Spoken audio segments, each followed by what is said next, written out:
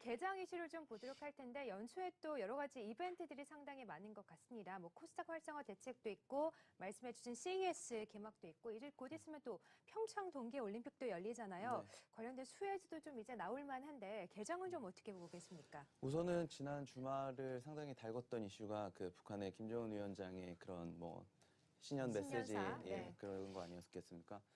일단은 올림픽에 참가한다는 그런 의사를 밝히면서 뭐 대북 관계 회복에 대한 그런 관련주들에 대한 움직임이 상당히 높아질 것으로 보고 있는데요.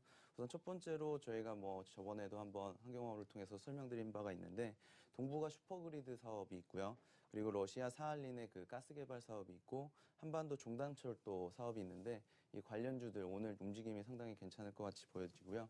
그리고 지난 주말에 보면 그 또 미세먼지가 한번 또 많이 네, 이슈가 맞아요. 됐었습니다. 예. 그래서 주말 내내 외출 걱정하시는 분들이 많았을 텐데 12월 달서부터 3월 달까지 갈수록 이제 미세먼지에 대한 그런 관심도가 높아질 것으로 보고 있어가지고요. 미세먼지 관련 업체들도 상당히 흐름이 괜찮을 것 같습니다. 그리고 지난 주말을 지나가면서 영화 신과 함께가 900만 명 그 관객을 벌써요? 돌파했다는 네. 얘기가 있더라고요. 지난주에 나오셨을 때 500만 돌파했다고 네, 막 그때 한 그랬었는데. 예. 300만이라고 말씀드렸었던 예, 것 예. 같은데, 뭐 불과 뭐 일주일 사이에 그렇게 많은 그러네요. 연휴가 예. 이제 두 번이나 끼다 보니까 그렇게 된 것 네. 같습니다. 그래서 뭐 덱스터라는 업종에 대해서 관심 갖기를 좀 부탁드린다고 말씀드렸었는데 금요일장에 상당히 좀 흐름이 괜찮았습니다. 그래서 뭐 이번 주도 상당히 괜찮을 것 같고요. 오늘 제가 말씀드리려고 하는 그런 이슈는 그 LG 디스플레이가 그 중국의 OLED 공장 승인이 나면서 이제 투자가 뭐 많이 확산이 되고 있는데요. 이런 부분들과 관련된 관련주에 대한 관심이 상당히 높아질 것으로 보고 있고요. 제가 그림을 좀 준비했는데 그 전 세계 디스플레이 시장 같은 경우에 2018년도 이 장비 시장이 43조 원 규모까지 이제 확대가 됩니다. 네. 그 부분의 중심이 돼 있는 게 이제 LG 디스플레이와 뭐 중국 업체들 BOE라든지 TM마라는 이런 회사들이 상당히 그 디스플레이 투자를 확대하려는 그런 시기가 됐거든요. LCD가 지금 상당히 노후화됐다는 그런 판단이 많이 있고 OLED 쪽으로 넘어가는 과정에서 이 장비 투자가 이제 뭐 선제적으로 대응되게 되는데요. 이런 부분들이 이번 그 중국 투자 승인을 통해서 상당히 드라이브가 걸릴 것으로 보여지고 있고요. 28일서부터 관련된 발주가 이제 나오기 시작했습니다. 뭐 탑 엔지니어링 같은 경우에는 LG 디스플레이로부터 62억 원 수주를 받았고요. 그리고 미래컴퍼니 같은 경우도 330억 원 규모의 수주를 받았습니다. 그리고 LIS라는 종목도 107억 원 정도의 수주를 공시를 하면서 28일서부터 LG 디스플레이와 관련된 그런 업체들의 주가 흐름이 상당히 좋게 나타나고 있는 그런 상황입니다. 그래서 이번 주에도 관련주들에 대한 관심 뭐 계속 가져갔으면 좋을 것 같습니다. 네. 네, 알겠습니다. 미세먼지와 콘텐츠 관련주 그리고 CS와 또 디스플레이 관련된 업종들, 종목들까지 이번 주에 좀 주목을 해보자라고 말씀해 주셨고요. 자, 지난주부터 이제 올해까지 좀 눈여겨볼 만한 종목들을 계속해서 말씀해 주고 계셨는데 이제 오늘 또 관심을 가질 만한 종목들 어떤 게 있는지 궁금해지거든요. 어떤 종목도 보시나요? 예, 저는 방금 전에 그 소개시켜드렸던 그 이슈와 관련된 업종입니다. 그 LG 디스플레이 투자와 LG 디스플레이를 통해서 이제 디스플레이 쪽에 투자 빅사이클에 진입을 했는데요. 아바코라는 업체에 대해서 좀 소개시켜드리려고 합니다.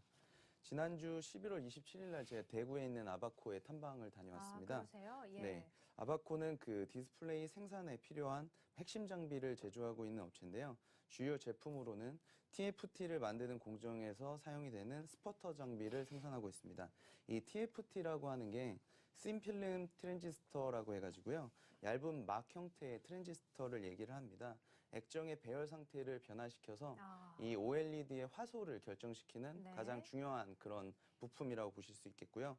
이번에 그 중국 광저우에 투자되는 8.5세대 이상의 대형 그 OLED 패널에는 이 옥사이드 TFT라는 게 그 필요를 합니다. 그런데 이 옥사이드 TFT에 그 옥사이드 TFT를 만들 수 있는 그 스퍼터 장비를 전 세계에서는 최초로 이제 아바코에서 개발을 했고요. 그리고 LG 디스플레이 쪽으로 공급하고 있는 그런 업체이기 때문에 그 OLED 전환의 가장 수혜주로 이렇게 판단이 되고 있습니다. 제가 그 IT 업종에 대해서 말씀을 드리면 뭐 그 많은 투자자분들이 되게 좀 어려워하시거든요. 그래서 네. 조금 정리해서 말씀드리면 앞서 말씀드린 것과 같이 글로벌 OLED 투자는 빅사이클에 이번에서부터 진입을 하게 됩니다. 그렇군요. 네, 그렇게 진입을 하면서 어떻게 보면은 OLED의 핵심 장비를 하는 업체들이 수혜를 가장 많이 받을 거지 않습니까?